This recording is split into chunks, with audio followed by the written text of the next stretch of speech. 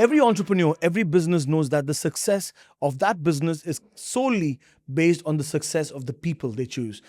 Abhishek Singh, you've been helping the biggest of the biggest organizations, the 1% of the 1%, in having their A players on board. How has this journey been for you, and what does peer growth stand for in the market? Amazing. I think I'm glad that you asked this question to me, Zen. I will go a little behind, in terms of my history to kind of tell you how this all happened for me.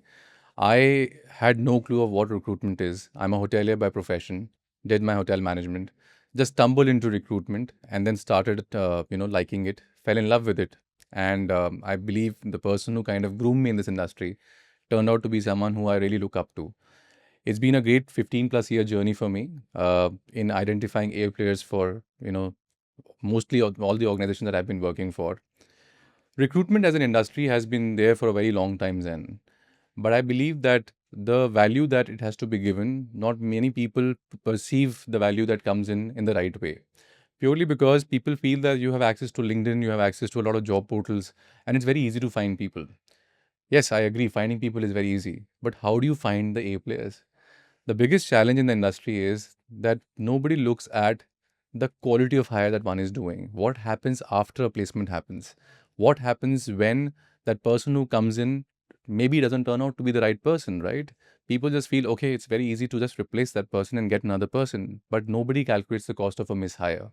And there are studies that have been done in the US which say that a cost of a mishire can be from a 1 month salary to about 26 times of the annual salary of the candidate. 26 times 26 times the impact. impact. Now you can imagine if you hire a wrong CEO, he or she can cost you 26 times of his annual salary, and those salaries are not less. So you can imagine the impact that hiring has for any organization.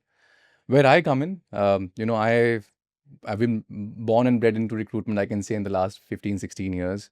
Have gone through my journey of, being a researcher, understanding how headhunting happens. And headhunting is very different than recruiting. To be able to identify people, you require a very knowledge-based approach of identifying people. You need to understand how one industry is different from another. In those industries, which are the A players, which are the B players, which are the C players in terms of organizations. And then within those organizations, who are your A players who you can tap? At Peer Growth, from the time we started, it's been about almost 8 years. As a firm, we are a team of about almost, 16 plus people. Started with a humble beginning in Dubai. We also have offices in India. We've taken credit to, place more than 500 candidates in the last 8 years in Middle East and Africa. I'll be honest with you, Abhishek, right here, because after I got to know you through BNI, although we've known each other from over a year and a half, I was surprised and, in fact, baffled to realize that at least seven of my top clients were hired by Abhishek Singh at Peer Growth. And when I shared that news with them, I could sort of understand what kind of credibility you have as a leader and Peer Growth has a recruitment company. Because the moment I said Abhishek, my relationships over the last 2 weeks with these clients have completely changed. We met over coffee. So the common factor that bound us was Abhishek Singh. And hats off to you for that, because, man, you are a player yourself. No, thank you, Zan. Means a lot that, especially coming from you.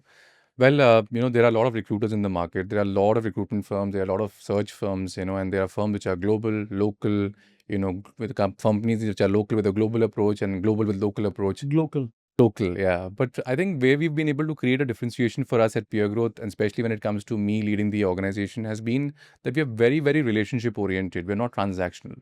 So every time a role comes to me, the intent is not just to find someone and place that person and make our money. It's also about understanding who the client is, what are their pain areas, what are the challenges they are facing, and how we can actually fill in that gap for them by identifying the right person for them, from their competitors or companies which are in similar business but not direct competitors. And sometimes my clients, who have high risk appetite, they're also open to trying something new. They tell me, Abhishek, I don't want someone from my industry. I want someone from some other industry, person with a lot of passion, right attitude. I'm willing to teach them. I'm willing to, for them to come in and learn.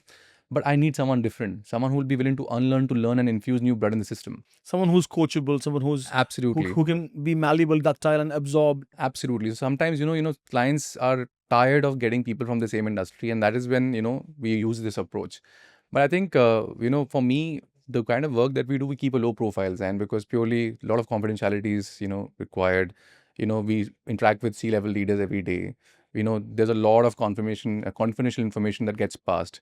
Hence, we do keep a very low profile, though we, market ourselves. We do a lot of things in terms of being, visible. But I think maybe that's the reason, you would have not heard, and especially when you met your clients and then they talked about me.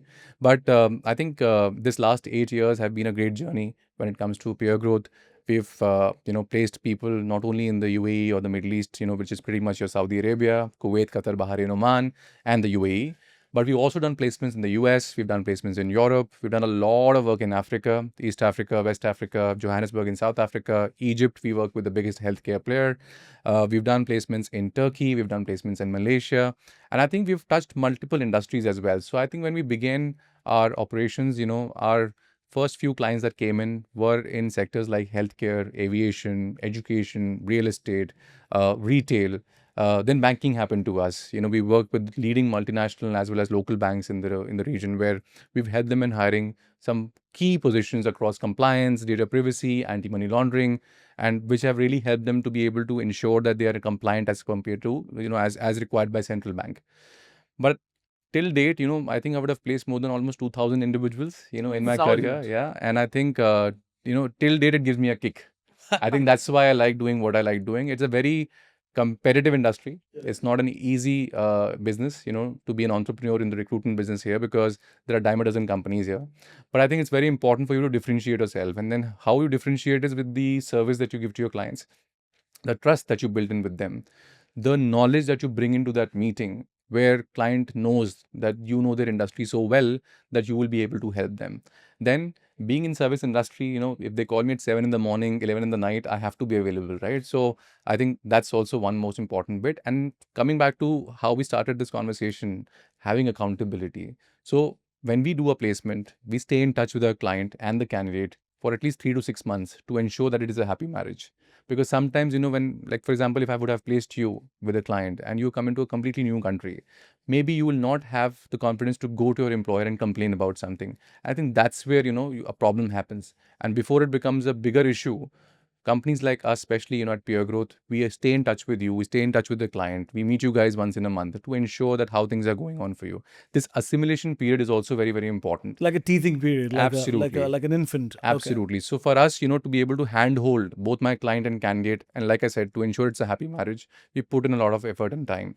I think that's where you create quality, and then you get differentiated, within the ocean of recruitment firms which are here in terms of, availability of firms here. But I believe that we have a lot of repeat customers. A lot of clients love to work with us. A lot of clients respect the relationship that I have with them. And I think that's what matters the most, right? In the end, money is a byproduct, it comes.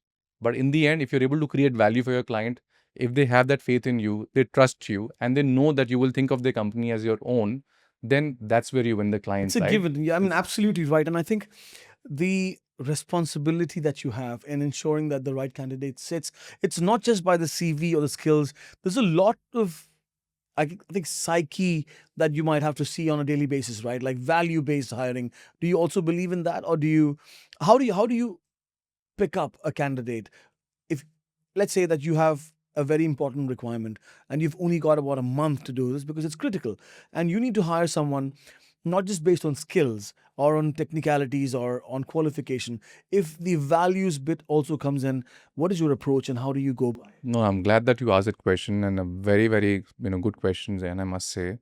Um, there are always pressures that clients are under, and especially when it comes to hiring people, people don't have the time to be able to give enough time to an agency to find someone. Everybody wants the candidate to join as of yesterday, purely because of the pressures of business, right? And I understand that clearly. So we try our level best to be able to accommodate to their request instead of telling them it is my way or the highway. It's always about how do we customize our offerings.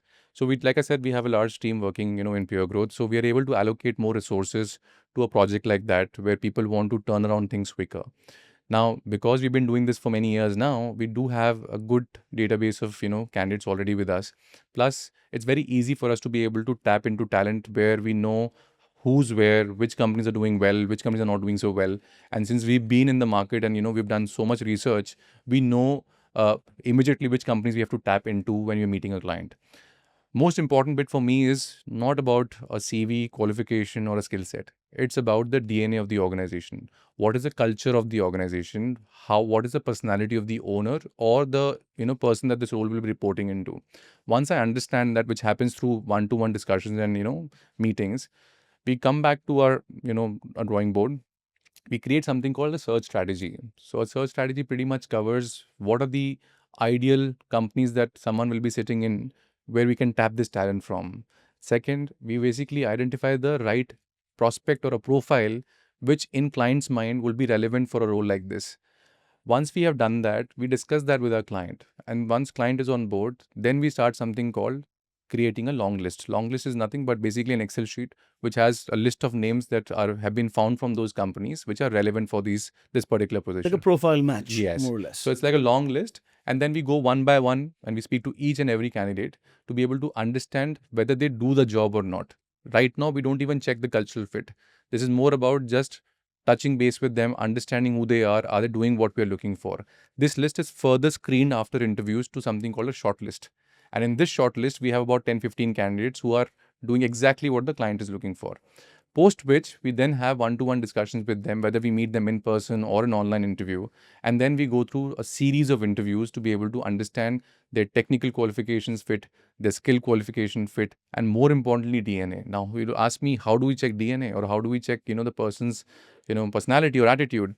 We put them into different situations. We do role play with them. We understand with them that, okay, in the last 6 months, can you tell me a mistake that you made where your boss was not happy with you? Now, that is one question where someone has to really think before giving an answer, right?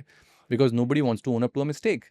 But if someone is owning up to a mistake, and then if you go back to the same question, if they're able to give you a, what would they do if they would revisit that situation again, that talks a little bit about that individual. Problem solving capabilities, accountability, all of that. Absolutely. And then, when you're having conversation with people, you like to also understand from them that what is their contribution. So every time when you speak to someone will say, we have done this, we have done that, we achieved this. So I try to break that B and I ask them, what have you done in that?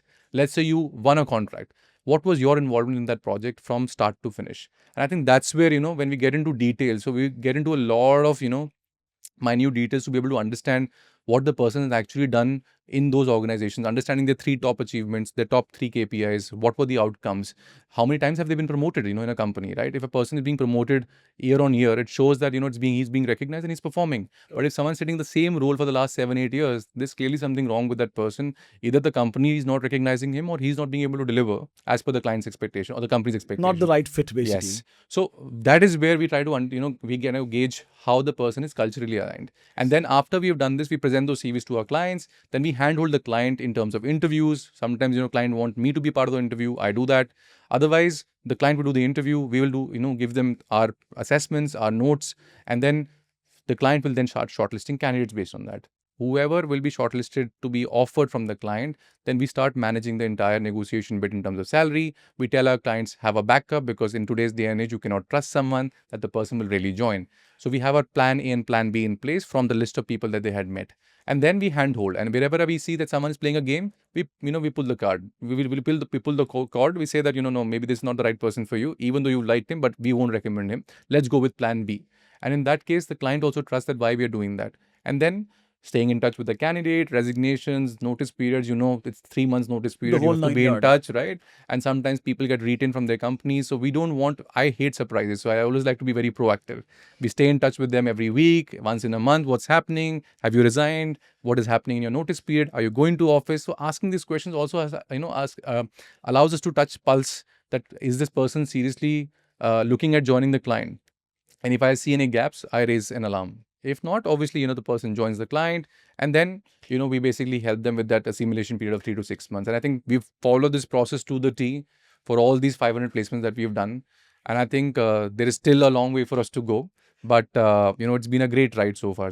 Amazing. Thank you so much for sharing, Abhishek. So before I move into my last question, I've got something in conjunction to what you just spoke right now. You spoke about the long road and the miles to go before you sleep. So from BNI Victory, BNI as a whole, what sort of connection are you looking for? And what sort of partnership or collaboration are you looking for to meet that ideal client? What is it that you would need from the room? Perfect. No, I think, again, a very good question, Zen. Uh, Let me put this in a very different, connotation for it to make sense. If one starts looking at BNI not as an institution but as an individual, think of BNI as your head of sales or your head of business development in your organization, and you have to set KPIs for that individual or the person in that role, and that person has to follow those KPIs in a very activity based model for you to get something out of it. Just by joining BNI, if you're expecting that magic will happen, I'm sorry, I think then you have very wrong expectations. um, it's a great platform for you to connect with people. I think it comes very naturally for me because I do this on a day-to-day basis when it comes to connecting with people. The more you put yourself out and with a genuine intent, right, and connecting with people to understand who they are, what is their companies like, what are the challenge areas for them, and truly believe in the givers gain concept, which I'm also learning now. I believe it can create magic for you guys, right? Whoever is in that position, and if you work on this BNI membership that you have, and you are willing to go the extra mile to be able to ensure that you are really creating value for people, whether it's in the chapter or cross chapter, it comes back to you. And it comes back to you in a way that you can't even fathom. So that's what, my 2 cents are when it comes to BNI. But I think it's a great organization. Everybody should give it a chance. And I'm sure there is something or the other in terms of value that you can take back, basis your membership with BNI. I love the way how you personified BNI into an individual and how you brought back the giver's gain philosophy into this. My last question to you, Abhishek, is this. It's very simple, very straightforward. If your ideal client was watching this video, listening to this conversation, and if they wanted to get in touch with you, how could they start?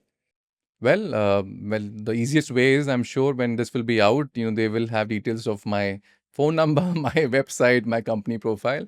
But I think it's very easy for one to get in touch with us, especially people who are having people problems. I always say that if talent is treasure, I'm your map. So if there are any issues with respect to an individual in a company who is not performing, you are creating a new business, but you don't know where to find people from, or it's just a open position which has not been filled for a long time and it is costing you dollars, in terms of keeping it open, please reach out, have a conversation. Let's have a cup of coffee. I'm not looking at straight away get into a business talk and seeing how I can bill you. But more importantly is for me to meet you, for you to meet me, to understand how we can help each other better. There are things that I can share with you with respect to your business. There are things that I might be able to add value to in terms of conversation, where I can tell you that what all combinations we can look at when it comes to the kind of people you're looking for that role. And then it's for you to kind of decide whether you want to work with us or not. But what you would get in return is complete honesty, integrity, genuineness, and someone who's willing to work with you as part of your own team, where you don't feel that I'm a vendor or a partner, but I am your internal employee, which is working with you to help you to achieve your milestones where you want to go in terms of your, your objectives or your next goal. So that's what I would say to that particular question. But it's very easy for one to get in touch with us, especially when you have a people problem. Beautiful. Ladies and gentlemen, that was Abhishek Singh. Spearhead your growth with peer growth.